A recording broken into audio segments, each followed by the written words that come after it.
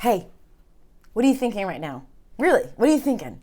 Are your thoughts positive or are they negative? No, I'm not going to tell you to turn your negative, turn around, turn that frown upside down. I'm not going to tell you to do any of that. Honestly, y'all, today I want to talk about how you can use 3 words to literally change the way that you are thinking about something that is uncomfortable for you. So in my work as a grief coach to leaders, one of the things we often talk about, it often comes up, is leaders say they're worried, they're scared, they don't know what they're doing. And I'm a big fan of Dwayne Dyer, and he has this great quote, which is, if you change the way you look at things, the things you look at change. Turns out, he wasn't the first person to say it. This guy is credited, Max Planck, P-L-A-N-C-K, I think it is. He's German, was actually the person who was credited for saying that. And I'm sure if you go back and look at old writings, you'll probably find other people saying it as well. Any rate, I think sometimes that when we think about this, we think about changing the way we look at things. So when things we look at change, we think it's really easy and woo, there's a fire going on outside there. A lot of times we think that, oh, it's just really easy. We're just going to flip the way we change. And we make the mistake of assuming that if we flip the way we change, we try to be positive when we're feeling really negative, it will change everything. And honestly, y'all, it's like putting icing on a garbage heap. If you don't deal with the emotions that are underneath that thing that's making you fearful or negative, it's not going to help you to simply just decide to use positive affirmations. In fact, I think I have a post, I'll link to it. I have a post that I did about positive affirmations and why I don't like them, but I found a couple that can really work for you as a manager, especially if you're managing a grieving team. Okay, so I want to go back to this whole thing about I guess what I call silver lining. So people, when they hear about my situation and they hear about what I'm doing, they're thinking, oh my God, this is silver lining of your husband's death. There is no such thing as a silver lining. So I really want to point that out. It means like this dark cloud and you open it up and look how bright and sunny it is, as if the dark cloud goes away. It doesn't go away. Here's my husband's death.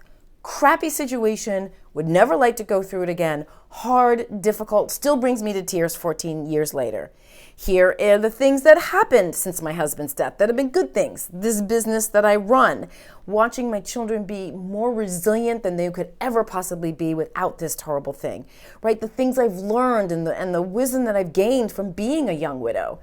But the silver lining doesn't come in and take away the pain, and the pain doesn't come in. It's not like, oh, look at the good things that happened. It's not like that. They coexist together. So personally, I hate that term silver lining because it just doesn't fit anything. There's no silver lining. There are good things that happen after bad things happen. Try saying that 3 times twice.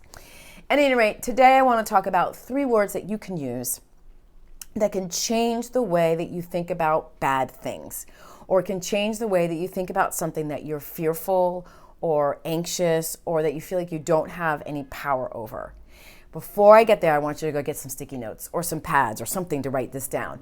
Because I'm sure you've experienced in your adult life, learning something isn't about just writing it down and then it's in your head and everything's fine. It is about practicing it over and over and over again. And I like sticky notes because you can write the same thing on several of them and stick them up in different places in your house. And it helps you sort of change the way you're thinking, helps you pay attention. Right now, I've got sticky notes that are up all over my house that say, what are you thinking right now? Because I noticed that my thinking was relatively negative and I wanted to just catch myself in the act of thinking negative so I could take a look at it. Is it something that I need to write about because it's negative? Or is it something that I just kind of negatively wrote? It's like wrote negativity that I can take a look at and just trying to catch myself. So that having the stickies all over the house is really helpful for me. Okay, so now you have your stickies, and now we're going to talk about this. There are 3 words that you can use that can change the way that you think about something that's challenging. They are not going to provide you the answer. They are not going to make it sunny and bright and exciting and like, oh, this is so great. But they will help you approach the opportunity that you currently have in your life a little differently. And when I say opportunity, the death of an employee is an opportunity. It's an opportunity to increase your leadership capacity. It's an opportunity to become more of a human being. It's an opportunity to feel. It's an opportunity to learn about your own personal resilience. It's an opportunity. So here are the 3 words. Or let me do it this way. Oftentimes when I work with leaders, what I hear them say is, I'm afraid to, I'm worried that, I don't know how, right? I'm afraid to, I'm worried that, I don't know how. So up to 4 words. Consistently, always. That's what they say. And they have every right to be afraid to. They weren't shown how.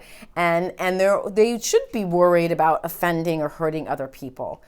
But instead of using those phrases, those 3 to 4 words, I've asked them to switch it around and use these 3 words. I get to learn what to say. I get to learn how to support my grieving team. I get to understand how to build resilience. Do you see that subtle shift? That shift implies that what you're going through is actually a privilege. You have the brain power, you currently have the brain power as a leader to look at these things differently. You get to. Now, I've seen this practice used all sorts of places. I get to exercise instead of I have to, right? You change it from being a burden to something that you have the opportunity to do. And trust me, it works. I get to exercise means like, oh yeah, I get to kind of exercise. I don't really feel like going today, but I get to do it. I'm lucky I get to do it. I get to learn how to be more empathetic and productive at work. I don't know how that's going to look, but now all of a sudden it's an opportunity. I get to learn this new stuff. That's exciting, right? I get to help my employees deal with grief. That's something that's exciting, that's new, that you get to learn. It doesn't answer the question. It doesn't mean that you have the answer. It just simply changes the way that you feel about it. And it doesn't sugarcoat it. It doesn't be like, yay, I get to learn how to serve my employees. I get to learn how to deal with grief on the team. It's not like that. You're just simply changing the way you feel about it so you're more open to it. So that is my suggestion. Write it down on some sticky notes. Stick it up around your office, or if you work from home, or even if you don't work, whatever, just stick it on some places and see how it changes the way that you think about it. Because honestly, y'all, we're pretty lucky. We have a lot of privilege in our lives every single day. And it may not feel that way because we're looking outside and we're seeing other people that seem to have a lot more privilege. But we have a lot of privilege in our lives. And when we start to acknowledge the privilege that we have, we then get to inspire and help other people also acknowledge that privilege. And in the end, that's what being a good leader is all about.